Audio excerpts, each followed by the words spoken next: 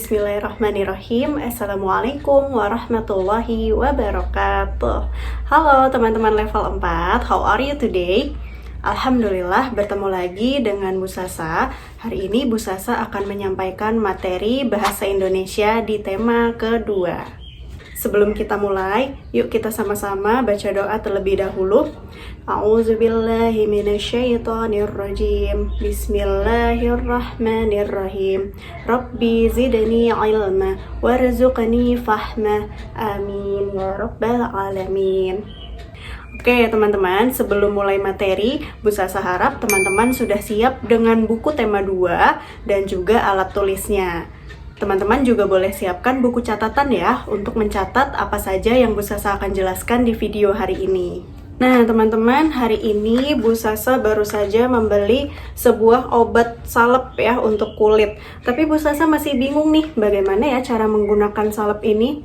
Nah, pasti teman-teman juga pernah ya saat teman-teman membeli obat atau membeli sesuatu, tapi teman-teman belum tahu bagaimana cara menggunakan barang tersebut. Nah, di sini ada yang namanya teks petunjuk. Hari ini kita akan sama-sama belajar apa sih teks petunjuk itu.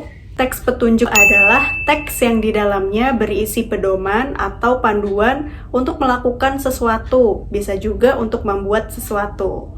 Teks petunjuk ini memiliki ciri ditulis secara sistematis atau berurutan, kemudian menggunakan bahasa yang jelas dan juga mudah dimengerti, sehingga orang yang membacanya tahu cara-cara menggunakan alat atau benda tersebut. Nah, jenis-jenis teks petunjuk ini ternyata banyak sekali ragamnya teman-teman, dan kita seringkali menemukannya di kehidupan sehari-hari. Yang pertama ada teks petunjuk penggunaan alat. Nah, ini biasanya datang dengan alat yang kita beli ya, misalkan kita baru saja membeli televisi. Nah, di situ biasanya disertakan juga buku panduannya ya. Ayo teman-teman pernah baca nggak nih di rumah sama ayah bundanya? Ada buku petunjuk pemasangan televisi atau pemasangan kabel-kabelnya dan sebagainya. Kemudian yang kedua adalah teks petunjuk penggunaan obat. Nah, seperti yang tadi contoh yang Bu Sasa bawa, bungkus obat ini biasanya kalau kita buka pasti datang bersamaan dengan nih ya, ada kertas kecil di dalamnya ya. Selain berisikan komposisi dari obatnya, biasanya di sini juga tertulis cara penggunaan obatnya. Nah, teman-teman kalau punya obat-obatan di rumah, coba boleh dicek ya kemasannya apakah datang dengan teks petunjuk atau tidak. Selanjutnya, yang ketiga ada teks petunjuk untuk membuat sesuatu. Nah, kalau yang ini biasanya tercantum di balik kemasan produk makanan. Contohnya nih Bu Sasa bawa bumbu masakan. Kalau kita balik, di kemasan belakangnya ada cara memasaknya teman-teman. Nah, cara memasak inilah yang disebut teks petunjuk. Keempat, ada teks petunjuk melakukan sesuatu. Kalau yang ini biasanya seringkali kita temukan di majalah ataupun di koran. Biasanya berisi tentang tips atau cara-cara untuk melakukan sesuatu. Contohnya, tips membuang sampah plastik atau tips menjaga kesehatan di era pandemi. Nah, itu juga termasuk contoh dari teks petunjuk. Yang kelima, ada juga teks petunjuk arah atau petunjuk denah. Nah, ini teman-teman sudah pernah belajar ya di kelas 2 dan juga di kelas 3. Biasanya, teks petunjuk arah ini digunakan untuk memudahkan orang menuju ke suatu tempat. Nah, umumnya kita temukan di undangan atau dalam bentuk denah ya. Oke, Bu Sasa yakin sebelumnya teman-teman sering menemukan teks petunjuk. Nah, bagaimana sih caranya menyusun teks petunjuk? Langkah-langkahnya, yang pertama, teman-teman harus menentukan dulu petunjuk apa yang ingin teman-teman buat. Apakah petunjuk untuk mengkonsumsi obat atau petunjuk menggunakan alat tertentu? Yang kedua, teman-teman harus paham dulu cara menggunakan alat tersebut.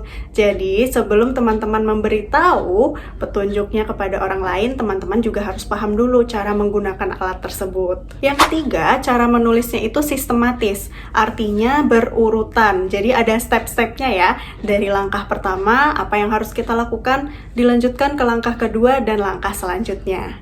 Yang keempat, gunakan bahasa yang mudah dimengerti. Jadi, gunakan bahasa yang singkat dan juga dilengkapi dengan keterangan yang jelas. Baik teman-teman, sampai sini insya Allah teman-teman paham ya apa itu teks petunjuk, kemudian apa saja jenis-jenisnya, dan juga cara menyusun teks petunjuk. Setelah ini, Bu Guru akan tugaskan teman-teman untuk membuat satu teks petunjuk tentang penggunaan alat.